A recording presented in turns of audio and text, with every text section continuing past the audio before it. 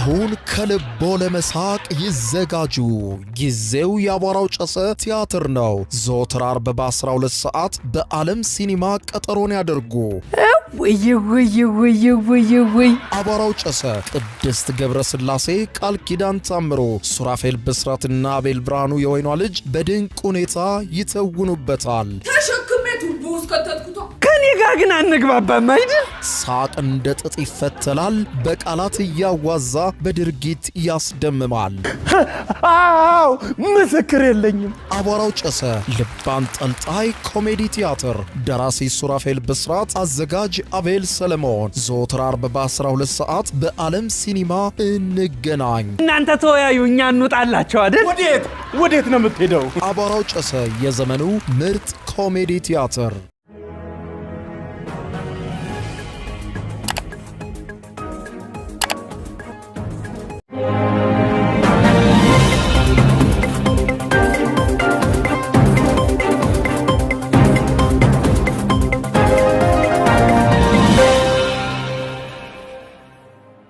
ጤና ይስጥልኝ ክቡራትና ክቡራን የዩቲዩብ ቻናል ቤተሰቦች፣ ሰዓቱን አጫጭር መረጃዎች ይዤ ቀርብ ያለው እስከ ፍጻሜ አብራችሁን ቆዩ። በርከት ያሉ ሰበር መረጃዎች በየሰዓታቱ ልዩነት ዩቲዩብ ላይ ሲጫኑ ቀድሞ ለእናንተ የማስታወቂያ መልእክት ወይም ኖቲፊኬሽን እንዲደርሷችሁ የዩቲዩብ ቻናሌን ሰብስክራይብ በማድረግ የደወል ምልክቷን መጫን አትዘንጉ።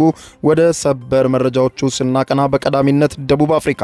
በደቡብ አፍሪካ የሚገኙ ኢትዮጵያውያን ከፍተኛ ስጋትና ድንጋጤ ላይ መሆናቸውን ለመገናኛ ብዙሃን ገልጸዋል። በደቡብ አፍሪካ ስደተኛ ጠል የሆኑ የሀገሪቱ ዜጎች እስከ ትናንትና ድረስ የሰጡት ቀነ ገደብ ትናንትና መጠናቀቁን ተከትሎ ትልቅ ሰላማዊ ሰልፍ አድርገዋል። ከሀገሪቱ መንግስት ስደተኞችን እንዲያስወጣ ጥሪ እያቀረቡ ይገኛሉ። በዚህ ዘንድም ጥቃት ሊፈጸምብን ይችላል በማለት የሰጉ ኢትዮጵያውያን የንግድ ቤቶቻቸውን ዘግተው በከፍተኛ ፍርሃት ላይ እንደሚገኙ ለመገናኛ ብዙሃን ገልጸዋል። በደቡብ አፍሪካ ያለውን ሁኔታ በዝርዝር የማስደምጣችሁ ይሆናል። ኢትዮጵያውያኑስ ምን ተናገሩ? በዝርዝር የምታደምጡት ነው። በሌላ በኩል ወደ መካከለኛው ምስራቅ ስናመራ የእስራኤሉ ጠቅላይ ሚኒስትር ቤንያሚን ኔታንያሁ ያለማወላወል በኢራን ላይ ሶስተኛ ዙር ጦርነት እንደሚከፍቱ ቃል በቃል ገልጸዋል። በፍጹም ኢራንን ከመምታት ወደ ኋላ አናመነታም ሲሉ ተናግረዋል። በኢራንና አሜሪካ መካከል የተፈረመውንም የመግባቢያ ሰነድ ውድቅ አድርገውታል። በዝርዝር የማስደምጣችሁ ይሆናል።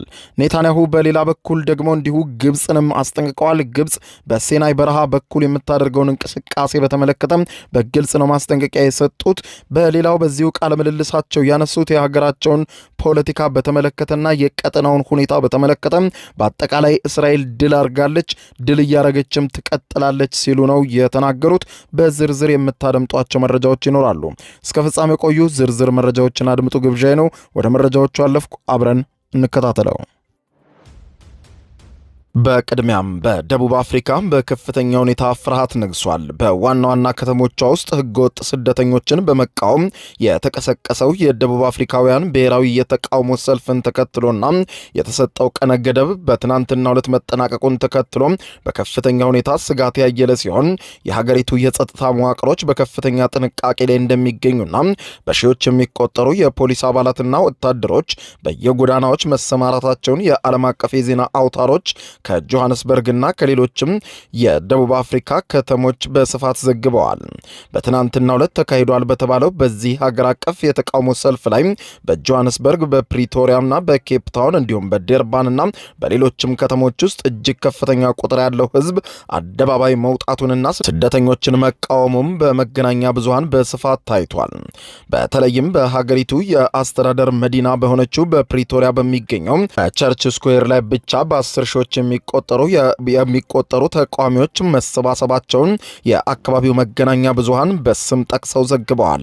በተመሳሳይ ሁኔታ የጆሃንስበርግ ሜትሮፖሊታን ፖሊስ ዲፓርትመንት ይፋ እንዳደረገው በጆሃንስበርግ ከተማ ውስጥ እውቅና የተሰጣቸው 3 የተለያዩ የተቃውሞ ሰልፎች መካሄዳቸው ሲነገር በእነዚህ ሰልፎች ላይም የተሳተፉ ዜጎች ቁጥር በ10 ሺዎች የሚቆጠር መሆኑን ገልጿል። የደቡብ አፍሪካ የፖሊስ ሚኒስትር ባወጣው ይፋዊ መግለጫ አብዛኞቹ ሰልፎች ሰላማዊ በሆነ መንገድ የተጠናቀቁ የተጠናቀቁ ቢሆንም በአንዳንድ አካባቢዎች ግን ስልታዊ የሆኑ የወንጀል ድርጊቶች ተከስተው ፖሊስ ፈጣን ምላሽ ለመስጠት መገደዱን ጠቁመዋል። ሚኒስትሩ ይህንን አጋጣሚ በመጠቀም ማናቸውም አይነት የወንጀል ድርጊትን ለመፈጸም የሚንቀሳቀሱ አካላት ካሉ በአስቸኳይና ያለምንም ምህረት ፖሊስ እርምጃ እንዲወስድባቸው ታዟል ብለዋል። ሆኖም በሀገሪቱ የሚገኙ ስደተኞች በከፍተኛ ስጋት ውስጥ እንደሚገኙ ለመገናኛ ብዙሃን ገልጸዋል። ስደተኞች ላይ ያነጣጠረ ጥቃት ሊፈጸም ይችላል ተብሎ በተሰጋበት በአሁኑ ሰዓት ይህንን ሁኔታ ለመከላከል የሀገሪቱ መንግስት የደቡብ አፍሪካ የፖሊስ አገልግሎት በመደበኛ መኮንኖች ከ10,000 በላይ የሜትሮፖሊስ አባላት ወደ 8,000 የሚጠጉ የትራፊክ ቁጥጥር ባለሙያዎች እንዲሁም እጅግ አስገራሚ የሆነ ቁጥር ያላቸው ከ217,000 በላይ የግል የደህንነት ጥበቃ ሰራተኞችን በተጠንቀቅ ሆነው እንዲሰማሩ ማድረጉን ገልጿል።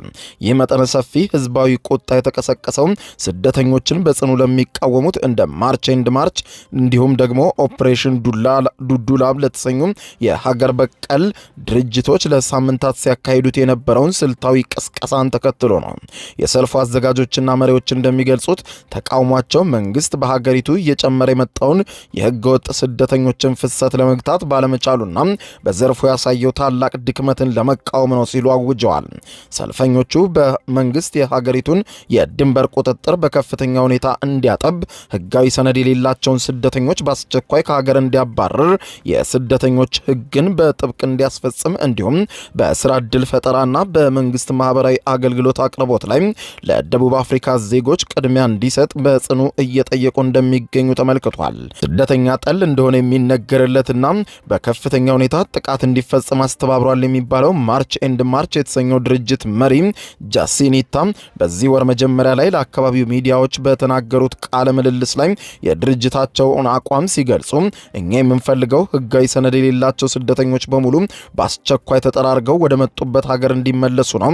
ይህ ሲሆን ብቻ ነው በሀገራችን ያለው ውስን የተፈጥሮና የኢኮኖሚ ሀብት ለድሆችና ለተጋላጭ በደቡብ አፍሪካ ዜጎች በቀጥታ ሊጠቅም የሚችለው። ስደተኞችን አንፈልግም። በዓለም ላይ ያለ ማንኛውም ሀገር ቅድሚያ የሚሰጠው ለገዛ ዜጎቹ ነው። ታዲያ ደቡብ አፍሪካ ይህንን ለማድረግ ለምን አትችልም ሲሉ ጠይቀዋል።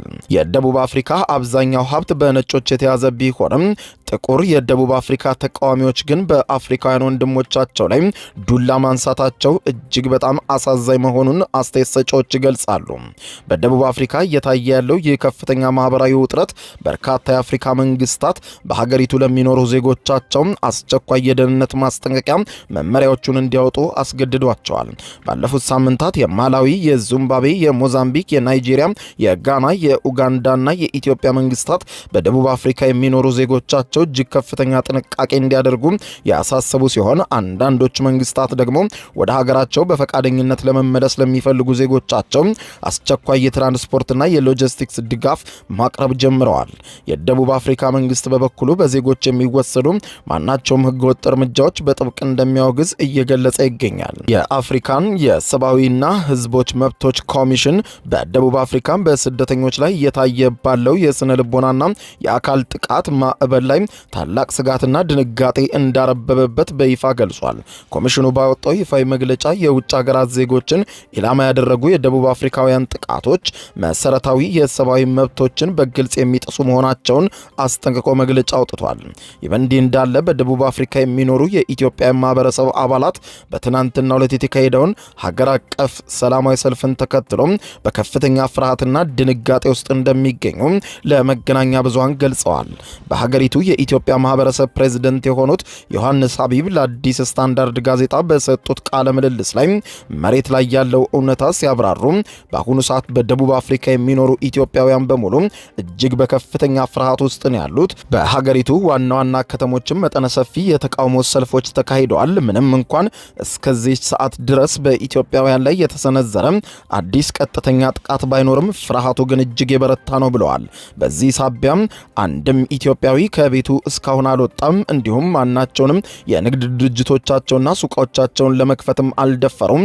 ሁሉም ተዘግተው ነው ያሉት ሲሉ ገልጸዋል። ዮሐንስ ሀቢብ አክለውም እንደገለጹት በርካታ ኢትዮጵያውያን በደቡብ አፍሪካ ውስጥ ህጋዊ የመኖሪያ ሰነድ የሌላቸው በመሆኑ ለጥቃትና ለቀውስ ይበልጥ የተጋለጡ ሆነዋል ብለዋል።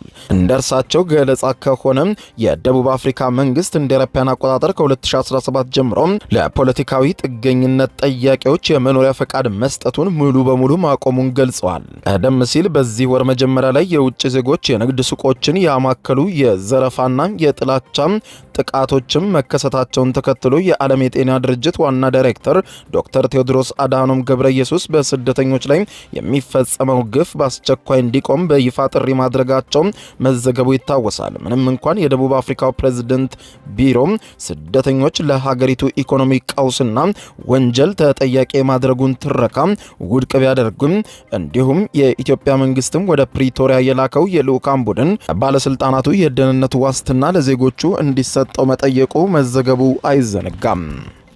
በሌላ ዜና ወደ መካከለኛው ምስራቅ ውጥረት ወደ ነገሰበት ቀጠና ስናመራ የእስራኤሉ ጠቅላይ ሚኒስትር ቤንያሚን ኔታንያሁ ከሀገሪቱ ታዋቂ የዜና ምንጭ ቻናል 14 ጋር ያደረጉት አስገራሚ ቃለ ምልልስ ዛሬ ሌሊቱን ተላልፏል። ኔታንያሁ በኢራን ላይ ዳግም እንደሚዘምቱ ሳያወላውሉ ነው በቀጥታ የተናገሩት። አሜሪካና ኢራን ከቀናት በፊት በፓኪስታን አሸማጋይነት ተፈራረሙት የተባለውና ትራምፕ ታሪካዊ የመግባቢያ ሰነድ በማለት የሚጠሩትን ስምምነት የቤንያሚን ኔታንያሁ ሙሉ በሙሉ ውድቅ በማድረግ እስራኤል አስፈላጊ ሆኖ እስኪገኝ እየጠበቀች ነው፣ በማንኛውም ሰዓት ከዛሬ ጀምሮ በኢራን ላይ አዲስ ወታደራዊ ጥቃት ለመሰንዘር ሙሉ ዝግጁ ሆና እየጠበቀች ነው ሲሉ በይፋ ገልጸዋል። ኔታንያሁ ቃል በቃል በቀጥታ እንደተናገሩት እኛ በእስራኤል ታላቅ ኃይልና ወታደራዊ እርምጃዎች ራሳችንን ከኢራን የአቶሚክ ፈንጂዎች አውዳሚ አደጋዎችም ራሳችንን ታድገናል። እኔ በግልጽና በድጋሚ የማረጋግጠው ታላቅ እውነት ቢኖር እኔ በዚህች ሀገር ላይ ጠቅላይ ሚኒስትር ሆኜ እስከቀጠልኩ ድረስ የኢራን አገዛዝ የኒውክሌር መሳሪያ ባለቤት ለመሆን የሚያደርገውን ጥረት በፍጹም መሬት ላይ አይረግጥም። የኒውክሌር መሳሪያም ኢራን አይኖራትም፣ አጠፋታለሁ ብለዋል።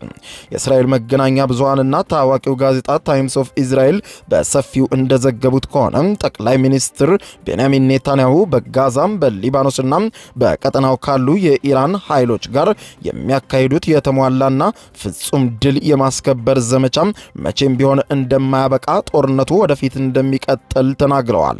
ኔታንያሁ ለደጋፊዎቻቸው ጭብጨባ በሰጡት ምላሽም ይህ ትግል በፍጹም አያበቃም፣ በመካከለኛው ምስራቅ ወይም በዚህ ዓለም ላይ በክብር መኖር ከፈለግ ፍጹም ኃያል መሆን አለብህ። እስራኤል ዛሬ በታሪኳ ውስጥም ካልነበረችበት በላይ እጅግ የበረታችና የጠነከረች ሀገር ሆና ቆማለች። ጠላቶቻችንም በሚገባ አዳክመናቸዋል። አሁን የሚቀረን ታላቅ ወታደራዊ ስራ አለ። ይኸውም የኢራንን የቀረውን ወታደራዊ ዘንግ ሙሉ በሙሉ ማጥፋትና የኢራንን አገዛዝ መደምሰስ ነው። ይህ ደግሞ በቅርብ ቀናት ይሆናል ብለዋል። ኔታንያሁ ባለፉት 3 ዓመታት ውስጥ እስራኤል የሐማስን፣ የሄዝቦላን፣ የኢራንን ከፍተኛ ወታደራዊ መሪዎችን ገድለናል በማለት የገለጹ ሲሆን በጋዛ በሊባኖስና በሶሪያ ምድር ላይ ወታደራዊ የደህንነት ቀጠናዎችን አቋቁመናል ሲሉ ተናግረዋል። ይሁን እንጂ የኔታንያሁ ይፋዊ አቋም የኢራንን የኒውክሌርና የሚሳኤል ፕሮግራም ሙሉ በሙሉ ለማጥፋትና የኢራንን አገዛዝ ለውጥ ለማምጣት ቀደም ሲል አስቀምጠውት ከነበረው የጦርነት ዓላማ አንጻር ሲመዘን እጅግ ያነሰ መሆኑን ተንታኞች በጥቁር መነጽር ተመልክተውታል ሲል የሀገራቸው የእስራኤሉ መገናኛ ብዙሃን ታይምስ ኦፍ ኢዝራኤል ኔታንያሁን ተችቷቸዋል። ይህ የኔታንያሁ አቋም በሀገሪቱ የፖለቲካ ተቃዋሚዎች ዘንድ ብርቱ ወቀሳን ያስከተለባቸው ሲሆን ተቃዋሚዎቹ ጠቅላይ ሚኒስትር ቤንያሚን ኔታንያሁ በስልጣን ላይ ለመቆየት ሲሉ ብቻ ሆነ ብለው ጦርነትን እያረዘሙ መሆኑን ይናገራሉ። የእሳቸው የቀኝ ዘመም ጥምር መንግስት አጋሮች ኔታንያሁ መጠነኛ የሰላም ፖሊሲዎችን ከተከተሉ መንግስቱን በአስቸኳይ እንደሚያፈርሱት በተደጋጋሚ ሲዝቱባቸው እንደነበር ይታወሳል።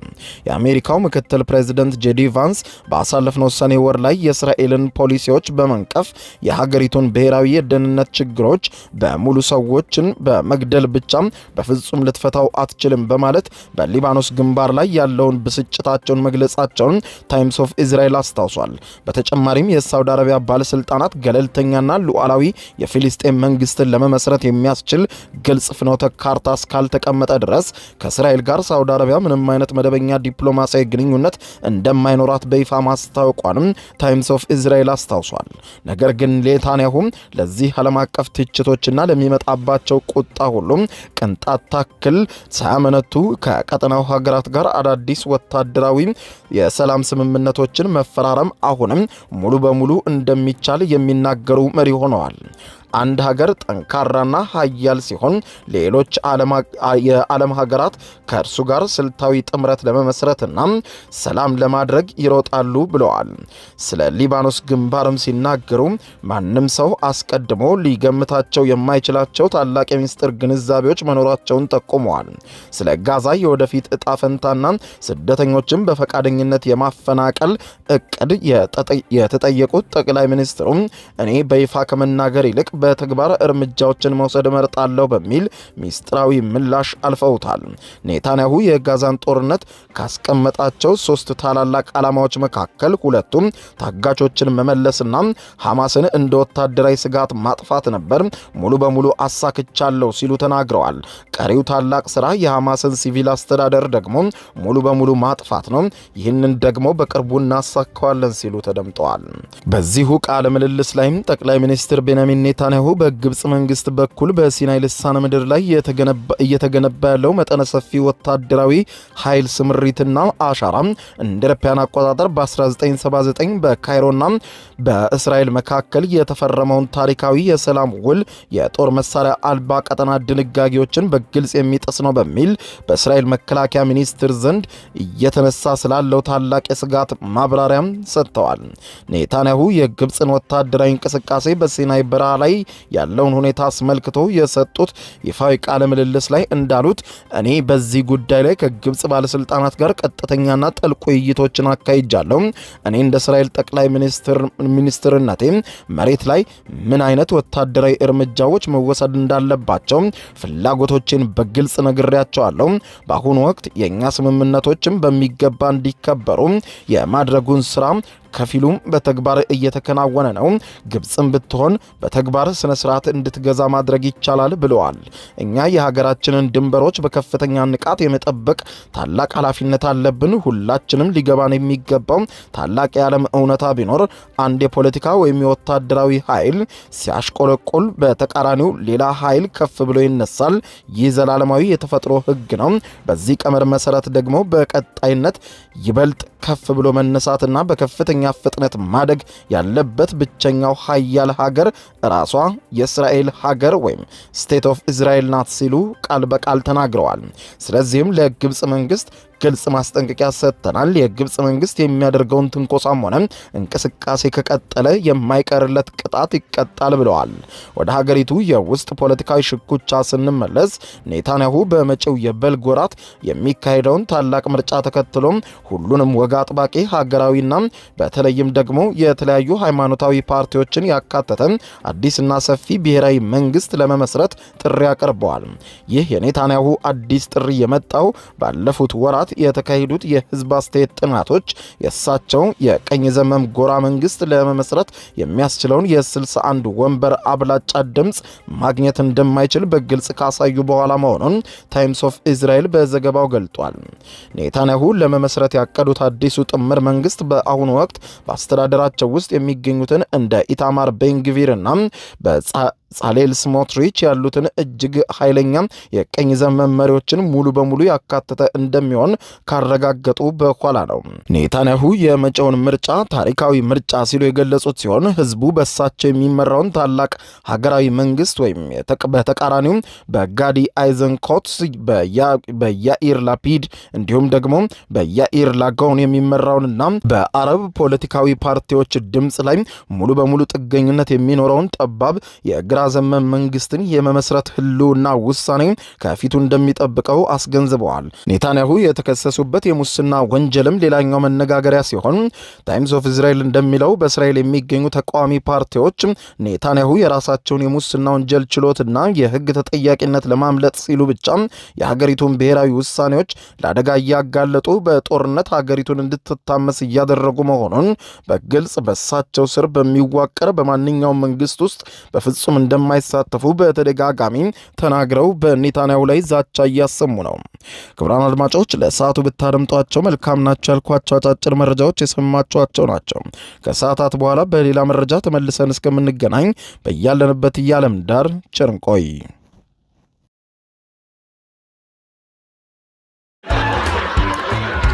አሁን ከልቦ ለመሳቅ ይዘጋጁ። ጊዜው የአቧራው ጨሰ ቲያትር ነው። ዘወትር ዓርብ በ12 ሰዓት በዓለም ሲኒማ ቀጠሮን ያደርጉ። ወይ